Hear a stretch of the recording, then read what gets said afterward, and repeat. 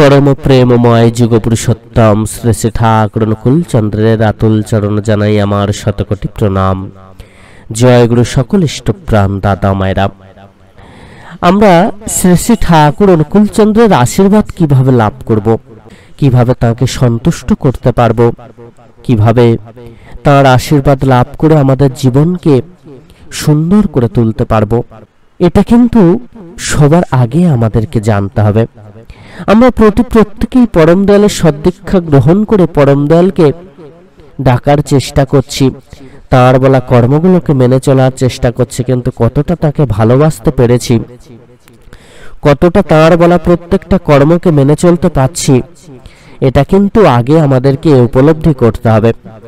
আমরা নিজে নিজেই এটা ভাবতে থাকবো, আমরা সত্যি সত্যিই পরম দয়ালকে ভালোবাসছি তো, তাকে মন থেকে ভালোবেসে তার বলা প্রত্যেকটা কর্মকে যথাযথভাবে পালন করছি তো, আমাদের এই ভালোবাসার মধ্যে কোনো রকম খাঁকতি নেই তো, কোনো রকম চাওয়া পাওয়া কামনা বাসনা নেই তো, তাহলেই কিন্তু চরম বিপদে আমাদের প্রত্যেকেরই পড়তে হবে। এক দাদা শ্রী শ্রী ঠাকুরকে দুঃখ করে বলছেন, হে দয়াল, যেমনটা হওয়া উচিত আমরা তেমনটা হতে পারছি না কেন? তাতে শ্রী শ্রী ঠাকুর বলছেন, সোনা ভাবা কয়া করার সঙ্গতিকে কয় হওয়া, হতে চাইলেই হওয়া যায়, ভালোবাসাই মন্ত্র, ভালোবাসাই তুক, ভালোবাসি না একথা কইতে নেই, ভালোবাসি আর ভালোবাসি বলেই এমন কিছু করব না যাতে তার বুকে দাগ লাগে। আমার যতটুকু শক্তি আছে তাই নিয়েই ভালোবাসতে থাকবো, আউন্স মেজার গ্লাসে মাপতে যাব না কতটুকু ভালোবাসি। আমার সামনে হয়তো মহামহিরুহের মতো কেউ আছে আগাছা, কেউ বা এভারেস্টের সামিল, তা দেখে আমি কুঁচকেই বা যাব কেন, বা অহংকারে ফুলেই বা উঠব কেন?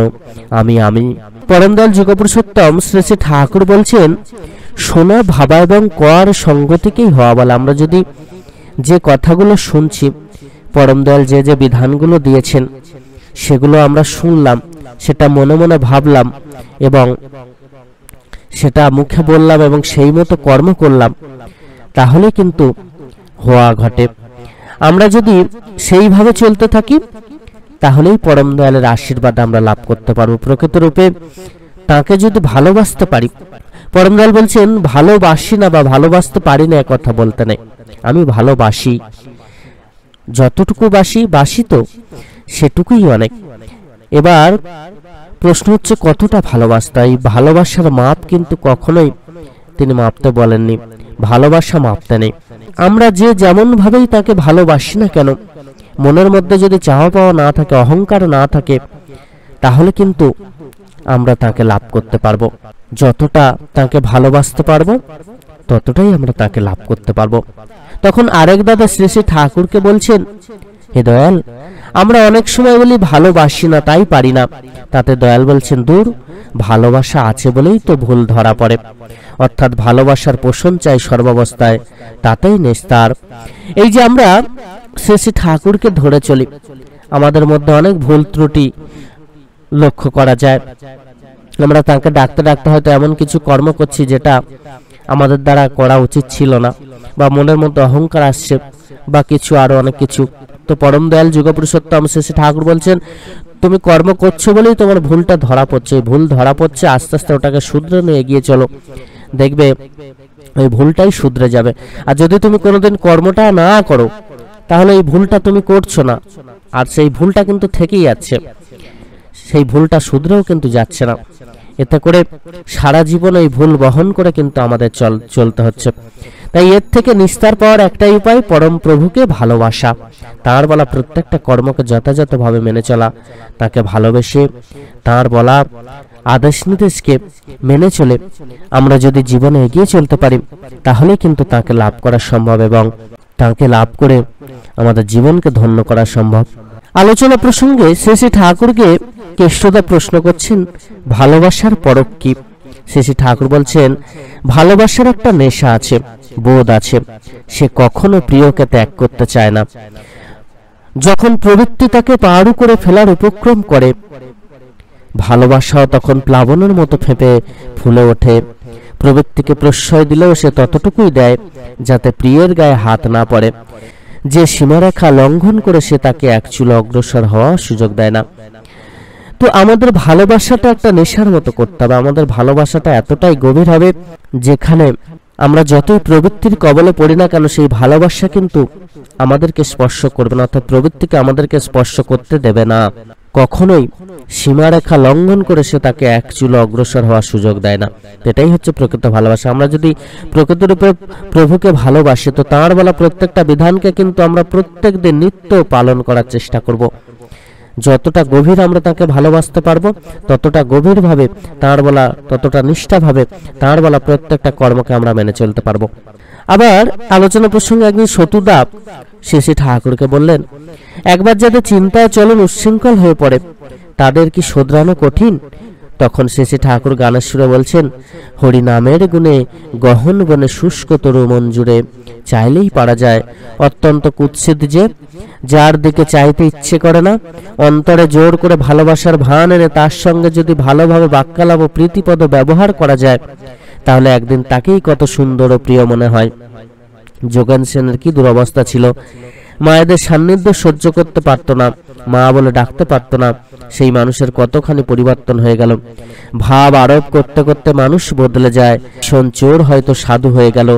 যা হতে চাও বা পেতে চাও, আগ্রহ সহকারে ভাবা বলা করাকে সেই খাতে বইয়ে দাও। উল্টো রকমের ভাবা বলা করাকে আমল দিও না। দেখবে চাহিদা তোমার সিদ্ধ হতে চলেছে। ইষ্টকে ভালো যদি বাসতে চাও, ভাবো ভালোবাসি, কও ভালোবাসি, করো ভালোবাসার মতো করে, ওতেই সব কাম ফর্সা, অর্থাৎ সর্বসৌদি ভালোবাসা। আমরা যদি রোজ এই একটি কথা বারবার করে শ্রী ঠাকুরের শ্রীচরণে বলতে পারি যে, হে দয়াল, আমি তোমাকে ভালোবাসি, আমি তোমাকে ভালোবাসি, আমি তোমাকে ভালোবাসি, এই কথাটা যদি রোজ শ্রী ঠাকুরের সামনে বলি এবং মনের মধ্যে সেই ভাবটাকে যদি জাগ্রত করি এবং সেই মতো করে আমরা যদি তাঁর বলা প্রত্যেকটা কর্মকে মেনে চলি, তাহলে কিন্তু তাকে লাভ করা সম্ভব, তাঁর আশীর্বাদ লাভ করা সম্ভব এবং আশ্চর্য ফল কিন্তু আপনারা লাভ করবেন। পরম দয়ালের আশীর্বাদ লাভ করে জীবনটাকে কিন্তু ধন্য করতে পারবেন। এই একটি কথাটাই দিনের মধ্যে বারবার করে বলতে থাকুন, দেখবেন অনেক কাজ আপনার আসান হয়ে যাবে। আলোচনা প্রসঙ্গে একদিন কেষ্টদাস শ্রী ঠাকুরকে জিজ্ঞাসা করলেন, ইষ্টকে ভালোবাসবে কোন উদ্দেশ্যে? আমরা তাকে ভালোবাসবো কেন? কেন তাকে ভালোবেসে তাঁর বলা কর্মকে করব? এটা তো সব থেকে বড় কোশ্চেন।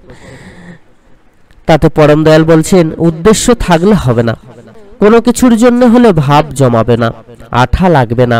তাকে খুশি করা ছাড়া অন্য কোনো কাম কামনা মাঝখানে থাকলে সেই কাম সংস্রবে সব ঘোলাটে হয়ে যাবে, মাঝখানে একটা পর্দা পড়ে যাবে।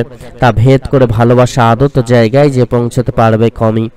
তার জন্য তাকে ভালোবাসা কঠিন কিছু না, এইটাই সহজ, এইটাই স্বাভাবিক, এইটাই সত্যার ধর্ম। কেষ্টদার পরবর্তী বক্তব্য, যে কোনো ভাবে হোক ইষ্টের সঙ্গে সংস্রব্য হলে তার তো একটা ফল আছে। শ্রী ঠাকুরের জবাব হলো, হ্যাঁ, 7 নক্ষত্রের জলপাত্র বিশেষে ফল। সতের প্রতি শ্রদ্ধা ভালোবাসা তাঁর সঙ্গ করার ভিতর দিয়ে মানুষের উন্নতি যেমন হয়, আবার অসতের প্রতি শ্রদ্ধা ভালোবাসা তাঁর সঙ্গ করার ভিতর দিয়ে মানুষের তেমনি অবনতি হয়। একজন মাতালের প্রতি ভালোবাসা থেকে একজন মদ খাওয়া শিখে ফেলতে পারে। ওই ভালোবাসা যতদিন থাকে ততদিন তার পক্ষে মদ ছাড়াও কঠিন। তবে একটা অবস্থা আছে, পাপে যখন আসে ঘৃণা, আসে আক্রোশ, অপমান, ইষ্ট প্রাণন ফেপে ওঠে, তবেই পাপের পরিত্রাণ। এখন আবার প্রফুল্লদা জানতে চান, গুরুজনের প্রতি ভালোবাসা থেকে যদি তাদের কোনো দোষ কেউ নকল করে, তার ফল কি হয়? শ্রী ঠাকুর বললেন, গুরুজনকে প্রীত করার বুদ্ধি যদি থাকে, তাহলে তাদের দোষ নকল করার বুদ্ধি হয় না, বরং গুণটা আয়ত্ত করার চেষ্টা হয়। কারণ হিতাকাঙ্ক্ষী গুরুজন যারা, তাদের নিজেদের দোষ যাই থাক, সাধারণত তারা চান না যে ছোটরা সেই দোষে দোষী হোক, বরং তারা যাতে ভালো হয়ে ওঠে সেই থাকে তাদের চাহিদা, এবং তেমনতর উপদেশ ও পরামর্শই তারা দিয়ে থাকেন। অবশ্য তাদের আচরণে যদি এই উপদেশ মুক্ত না হয়, তবে তাতে তেমন ফল হয় না। আবার গুরুজনের প্রতি ভক্তিও হওয়া চাই ইষ্টানুক, নইলে তা সার্থক হয় না। বিশেষ ক্ষেত্রে গুরুজনকে সুখী করার জন্য কেউ যদি অন্যায় কাজও করে, তাও দেখা যায় সেই অন্যায় সে একদিন সহজে অতিক্রম করে যেতে পারে, কারণ তার চরিত্রের প্রধান সম্বল হলো শ্রেয় শ্রদ্ধা।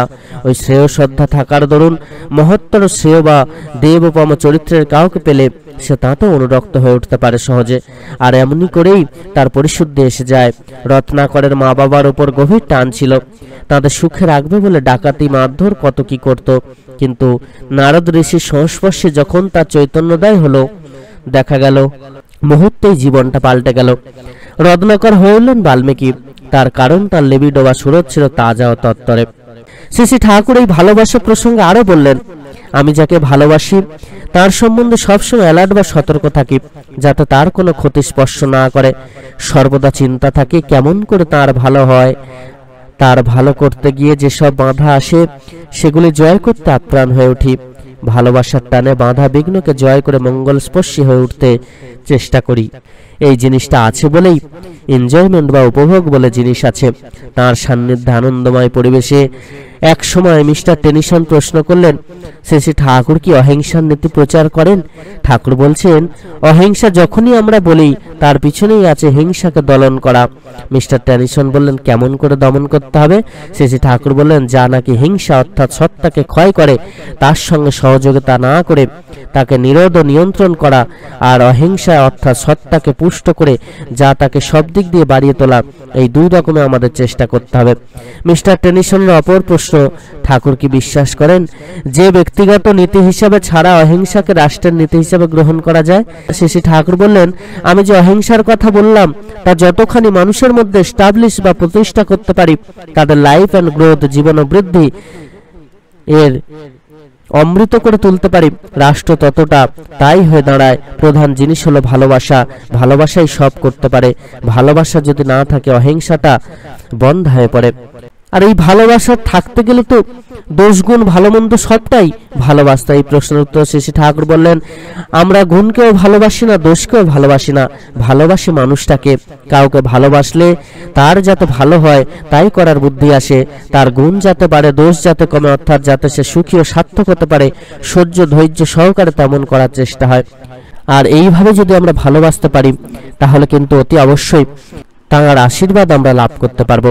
সকল ইষ্টপ্রাণ দাদা মায়েরা, প্রত্যেকে অতি অবশ্যই পরম প্রভুকে ভালোবাসুন এবং তাঁর বলা প্রত্যেকটা কর্মকে মেনে চলুন। দেখবেন জীবনটা কত সুন্দর হয়ে ওঠে। আর দিনের মধ্যে বারবার করে এই একটি কথা কিন্তু বলতে থাকুন, দেখবেন পরম দয়ালের আশীর্বাদ আপনারা প্রত্যেকে লাভ করতে পারবেন। সকল ইষ্টপ্রাণ দাদা মায়েরা, প্রত্যেকে খুব ভালো থাকবেন। পরম দয়াল আপনাদের প্রত্যেকের মঙ্গল করুন। জয় গুরু বন্দে পুরুষোত্তম।